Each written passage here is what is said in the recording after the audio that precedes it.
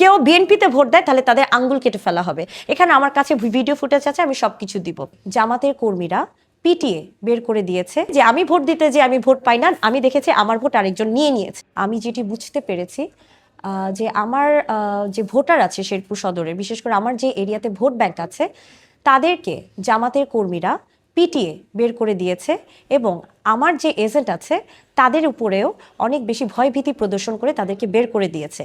এখানে pulling officer এবং presiding অফিসারের কোনো নির্দিষ্ট ভূমিকা ছিল না। শুধু তাই নয়, আমি দেখতে পেরেছি যে জামাতের প্রার্থী সাথে যে এনসিপির প্রার্থী ছিল, সেই এনসিপির প্রার্থী বসে গিয়েছিল, কিন্তু তারপরেও এনসিপির প্রার্থীর এজেন্ট দেওয়া হয় জামাতের প্রার্থী হিসেবে।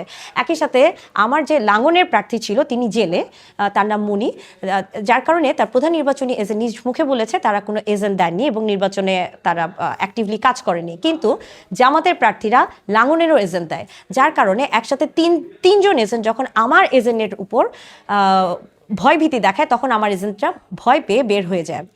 শুধু তাই নয়, আমি যতদূর জেনেছি যে আমার ডিসি তরফদার মামুনুর রহমান তিনি জামাতের প্রার্থীর সাথে আলোচনা সাপেক্ষে প্রিজাইডিং অফিসারগুলো সিলেক্ট করেন এবং জামাতের কর্মীরা আমার ভোটারদের উপর যখন আক্রমণ করে, মারপিট হয়, এর মধ্যে একজনের মাথা ফেটে যায়, একজনের কোমর ভেঙে যায়, একজনের জখম হয়ে যায় এরিয়া, এবং এই ধরনের মারপিটের কারণে কিন্তু সাধারণ ভোটার ভয় পেয়ে আর ভোট দিতে আসে না।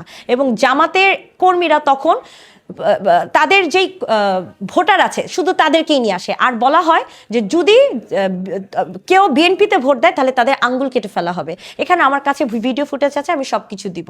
শুধু তাই নয়, আপনারা জানেন শেরপুর 3 আসনে জামাতের এক প্রার্থী মারা যায় এবং তার পরবর্তীতে জামাতের যত কর্মী আছে 3 আসন থেকে সব এক আসনে চলে আসে এবং এক আসনে ইলেকশনের দিন তারাও কিন্তু ভোট দেয়। একটাই কারণ প্রিজাইডিং অফিসার, পুলিং অফিসার তারা কেউই ভোটারের নাম্বার, ভোটারের নাম এগুলো কিছুই না দেখে, তারা বেশিরভাগই নিকাব পড়া ছিল এবং বেশি নারী ভোটার ছিল, তো দেখা গেছে যে তাদেরকে চেক আপ না করেই ভোট কাস্ট করে ফেলে।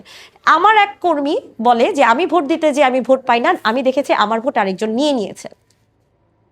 তো এই ধরে যদি অবস্থা হয়, আমি এখন যেটা বলতে চাচ্ছি যে প্রত্যেকটা কেন্দ্রেই সিসি ক্যামেরা ছিল, হ্যাঁ, এবং জামাতের যে প্রার্থীর যে এরিয়া, সেই এরিয়াতে আমি একটা কেন্দ্রে 7টা ভোট পাই, আরেকটা এরিয়াতে 27টা ভোট পাই। এটা কিভাবে সম্ভব, যেখানে আমার প্রচুর ভোট ব্যাংক আছে।